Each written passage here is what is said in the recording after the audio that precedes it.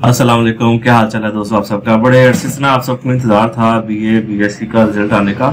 तो आप सबको बताता चलूँ, अभी अभी अभी उन्होंने BA BSc BCom part 1 part 2 और स्पेशल कैटेगरी प्रोग्राम और जिनका पिछला बैचलर ऑफ आर्ट्स था, इन सब के रिजल्ट अनाउंस हो चुके हुए हैं। ठीक है, आप जाकर वहाँ पर अपना रोल नंबर लगाएं और चेक करें, और इंशाल्लाह ताला 2 दिन तक इनकी जो सप्ली है वो लोग भी अपने एग्ज़ाम के लिए अप्लाई कर सकते हैं सप्ली का।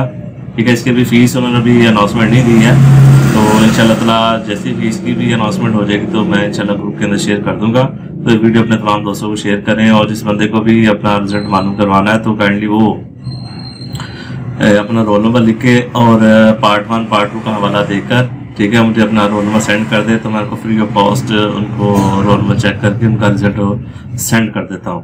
बहुत शुक्रिया।